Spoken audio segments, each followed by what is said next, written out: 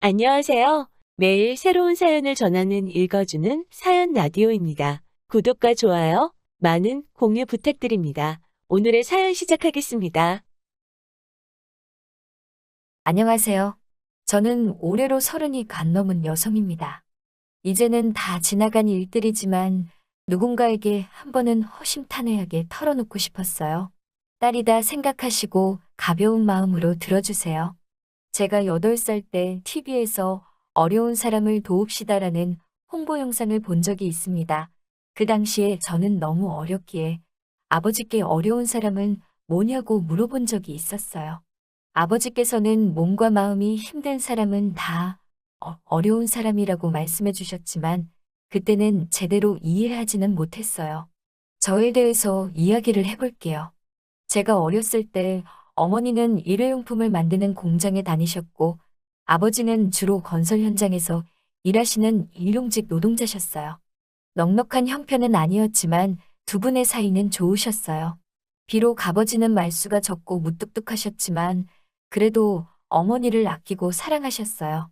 그리고 그런 두 분에게 저 역시 넘치는 사랑을 받으며 자랐습니다.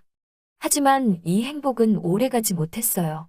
시간이 흘러 3년 정도 지난 어느 여름날 저는 친구 집에 가고 있었어요. 당시 저는 다세대 주택이 밀집한 동네에서 살았는데 그곳의 길은 마치 미로 같았어요. 즐거운 마음으로 길을 건너고 있었는데 갑자기 어디선가 나타난 오토바이에 그만 치이고 말았습니다.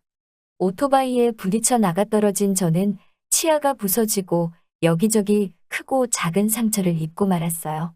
오토바이 운전자는 오토바이에서 잠시 내려 저를 이리저리 보더니 걸을 수 있지라고 묻고는 얼른 올라타 빠르게 사라졌습니다. 워낙 순식간에 일어난 일이었어요. 아프기도 하고 정신도 없고 그 자리에 주저앉아 얼마나 울고 있었는지 모르겠습니다. 지나가던 아주머니들 중 저를 알아본 한 분이 저를 집에 데려다 주셨어요. 엉망이 돼서 돌아온 저를 보신 부모님은 매우 속상해 하셨지요. 평소에 큰 소리 한 번 내신 적 없던 아버지는 저를 그렇게 만든 사람을 찾아서 가만두지 않겠다며 며칠 동안 동네를 미친 듯이 뒤지고 다니셨어요. 어머니 역시 저만 보면 한숨을 쉬시며 눈물을 흘리셨어요. 그 당시만 해도 골목길에 CCTV 같은 건 흔하지 않았기 때문에 결국 뺑소니 친 사람은 찾지 못했습니다. 그 후로 얼마간의 시간이 흐른 후 주말 오후 집에서 TV를 보고 있었어요.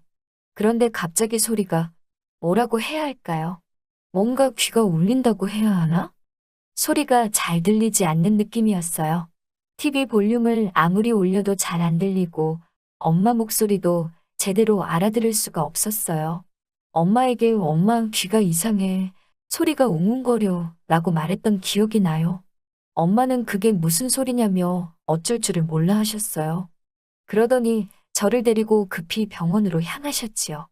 당시 저희 집에는 자동차가 없었기 때문에 시장 입구까지 엄마가 저를 들쳐업고 달려가 택시를 탔던 기억이 나요. 그때 저는 택시를 처음 타봤어요. 그렇게 도착한 대학병원에서 저는 청각을 잃게 될 거라는 청천벽력 같은 소식을 들었습니다. 그때도 저는 상황의 심각성을 미처 깨닫지 못했던 것 같아요. 어머니는 쓰러질 듯 비틀거리시며 제 손을 움켜쥐셨어요. 어찌나 세게 움켜쥐시던지 지금도 기억이 생생합니다. 제가 청각장애인이 되면서 부모님의 사이도 점점 안 좋아지셨어요. 제 상황을 속상해하시던 어머니는 매일같이 술을 드셨지요.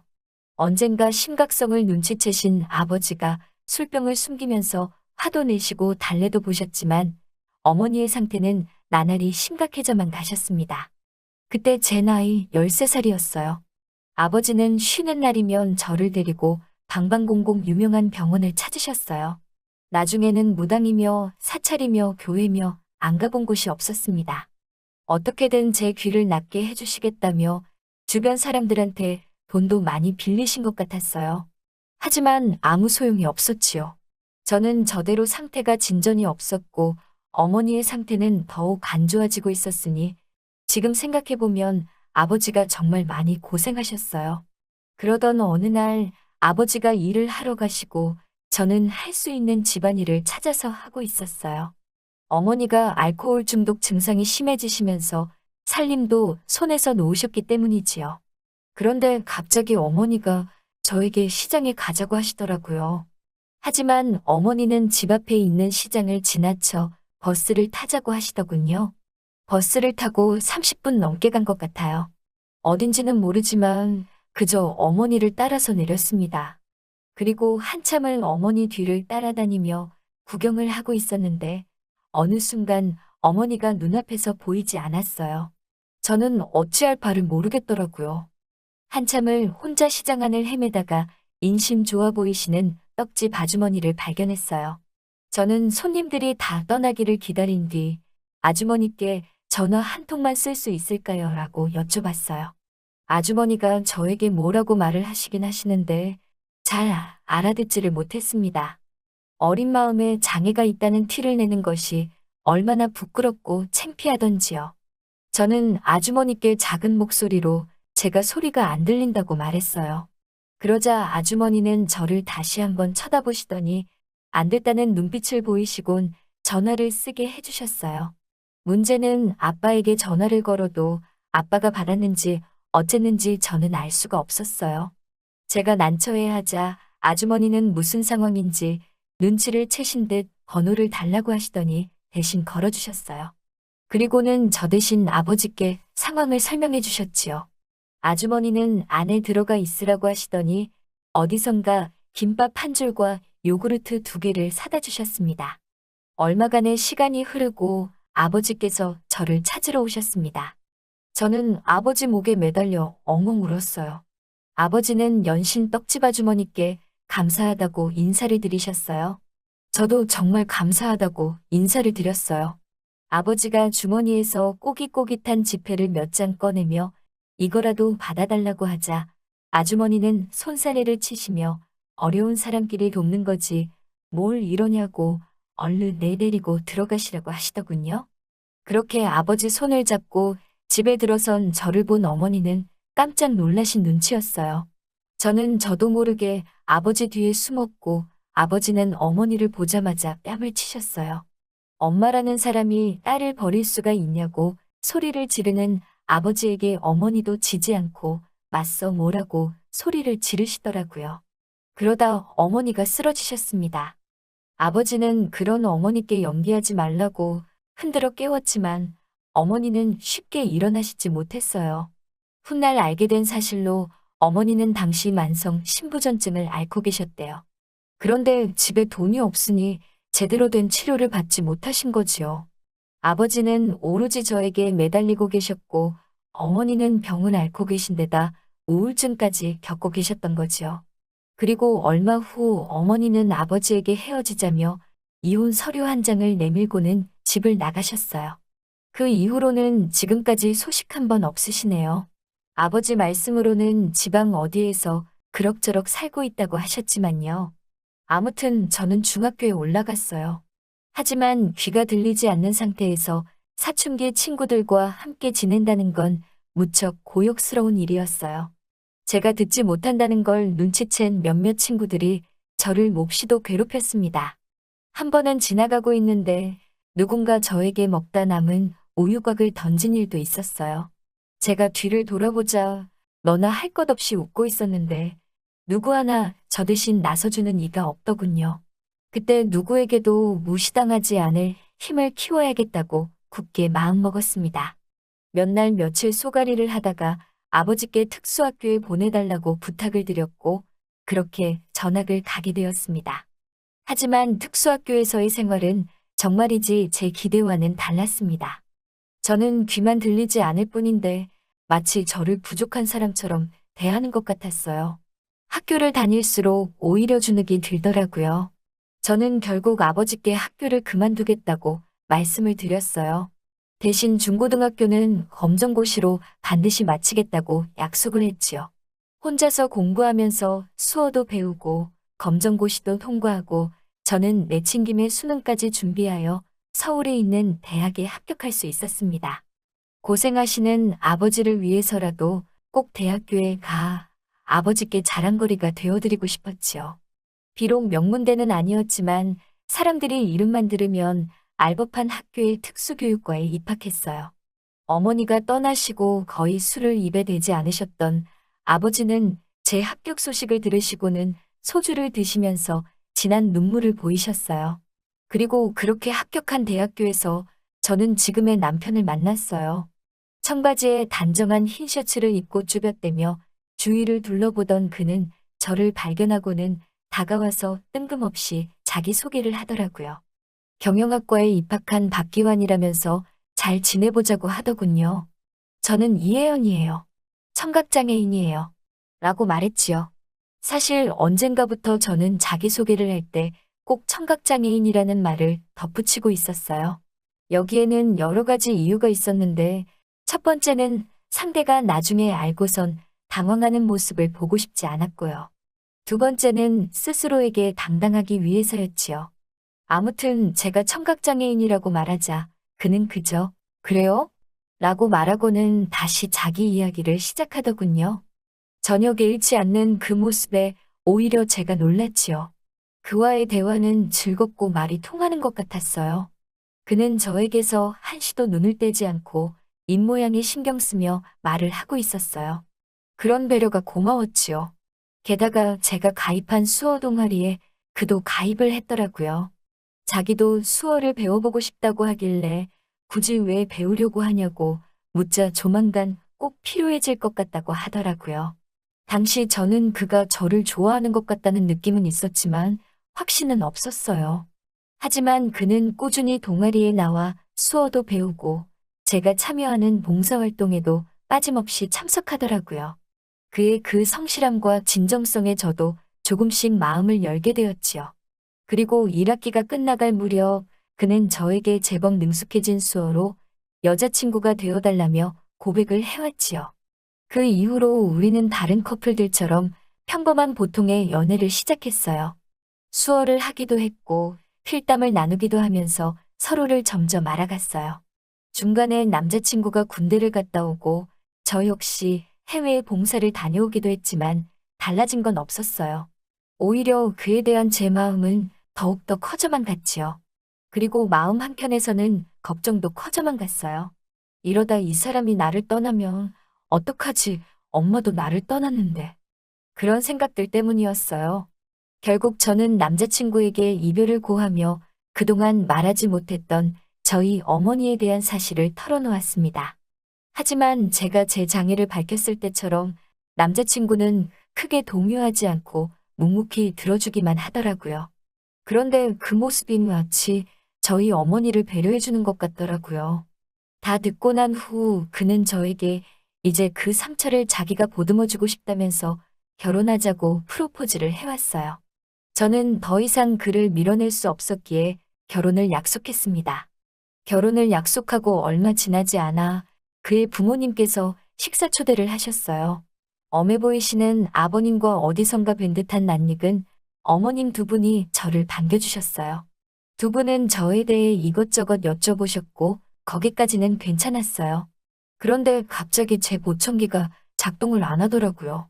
당황한 제 모습에 아버님이 무슨 일이냐고 물으시는 것 같았어요. 결국 저는 제가 귀가 안 들려서요 라고 말씀을 드렸어요. 그러자 아버님의 얼굴색이 갑자기 변하면서 이제 그만 집에 가보라고 하시더라고요. 솔직히 예상치 못했던 반응이 아니었기에 저는 고개를 떨구고 가방을 챙겨 집을 나왔습니다. 뒤따라와 저를 붙잡는 남자친구에게 괜찮다고 애써 웃어 보이고는 집으로 돌아왔어요. 풀죽은 제 모습을 본 아버지는 절 토닥이시며 원래 결혼이라는 게 쉽지 않다면서 너무 기죽지 말라고 하시더라고요. 남자친구는 계속해서 문자를 보내왔어요. 아버지가 그 정도로 말씀하실 줄 몰랐다면서 미안하다고 상처받지 않았으면 좋겠다고 말이지요. 별로 위로가 되지는 않더라고요. 집 밖에 나가지도 않고 며칠 동안 집에만 머물렀어요. 하지만 아버지의 말씀처럼 결혼이라는 게 쉬운 일도 아니고 이렇게 포기하고 싶지는 않았어요. 만약에 이렇게 포기해버린다면 날 버리고 떠난 어머니랑 다를 게 없다는 생각이 들더라고요. 저는 무엇을 할 수 있을까 고민하다가 한 글자 한 글자 진심을 눌러 담은 편지를 적었습니다. 그리고는 그동안 남자친구와 주고받은 필담이 빼곡한 공책들을 상자에 담았어요. 그리고 그 편지와 상자를 아버님 앞으로 보냈습니다. 한 번만 시간을 들여 읽어주시면 저와 기환 씨가 얼마나 서로 사랑하는지 아실 수 있으실 거예요. 받아주시면 정말 좋은 아내, 좋은 며느리, 그리고 좋은 사람이 될게요라고 덧붙였지요. 그리고는 남자친구에게 문자를 보냈어요. 결혼은 언제 할 수 있을지 모르겠지만 일단은 열심히 사랑하자고 말이지요. 남자친구는 바로 답장을 해왔어요. 죽을 때까지 사랑하자고요. 그렇게 우리는 다시 만나 예전처럼 연애도 하고 봉사활동도 하면서 시간을 보냈습니다. 그렇게 한 달이 넘게 흘렀는데 아버님과 어머님께서는 아무런 말씀도 없으셨어요. 조금씩 조바심이 날 무렵 남자친구가 저에게 어렵게 말을 꺼내더라고요. 아버님이 자기를 좀 만나고 싶다고 집으로 오라고 하시는데 불편하면 거절해도 된다면서요. 저는 불편할 게 뭐 있어. 나도 아버님 뵙고 싶으니까 가자라고 말했지요. 그렇게 남자친구의 집에 도착하자 아버님과 어머님은 일단 식사부터 하자고 말씀하시더라고요. 아무런 대화도 오가지 않는 식탁에서 꾸역꾸역 음식을 입에 넣고 있으니 왠지 모르게 서럽고 눈물이 차오르더라고요. 게다가 오빠도 저와 부모님 눈치를 보는데 그 모습이 안쓰러워 죽겠더라고요. 저는 결국 가방 속에서 종이 한 장을 꺼내 죄송하다는 말과 함께 오빠와 헤어지겠다고 적었지요. 오빠를 미워하지 마세요.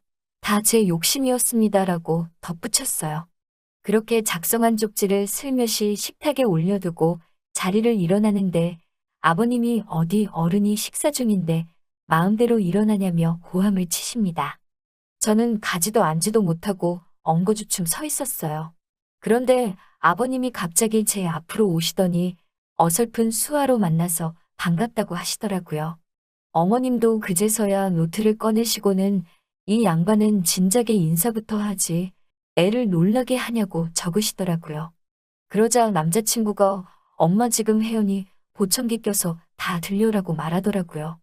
그러자 어머님은 민망한 듯 웃으시며 아니 아버지가 계속 저것만 연습하더니 막상 혜연이를 보니까 긴장을 했나 보다고 하셨어요. 저는 이게 꿈인가 생시인가 무슨 상황인가 얼떨떨해 하고 있었지요. 그러자 아버님은 우리 기환이를 잘 부탁한다며 식은 언제쯤 올릴 거냐고 하시더라고요. 그렇게 행복한 저녁 식사를 마치고 어머님이 후식으로 떡을 가지고 오셨어요. 그러자 남자친구가 그러고 보니 혜연이가 어렸을 때 길을 잃었을 때 엄청 인자하신 떡집 아주머니가 도와줬었대요. 혹시 그거 엄마 아니에요? 라며 농담하듯 이야기를 꺼내더라고요. 그러자 어머님은 깜짝 놀라시면서 그럼 그때 그 씩씩한 애가 우리 며느리가 된 거야 라며 신기해 하셨어요. 저도 깜짝 놀랐지요. 어머님은 그때 연락처라도 하나 받아놓을 거라며 얼마나 후회했는지 모른다고 하셨어요. 잘 크고 있는지 문득문득 생각이 났었다면서요. 저는 그동안 이 세상에 아버지 말고는 그 누구도 절 생각하는 사람이 없을 거라고 확신했는데 이제 보니 그게 아니었더라고요.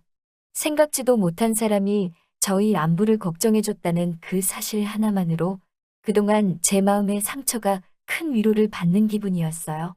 그렇게 양가 부모님의 축복 아래 기환 씨와 행복한 결혼식을 올리게 되었습니다. 저는 이제 정말 행복합니다. 만약 지금 이 사연을 들어주신 분들 중에서 혼자라는 생각에 외롭고 슬픈 분이 계시다면 제가 꼭 이렇게 말하고 싶네요. 당신의 생각보다 당신은 훨씬 많은 사랑과 관심을 받고 있다고 말이지요. 긴 사연 들어주셔서 너무나 감사하고요. 좋은 하루 되시길 바래요.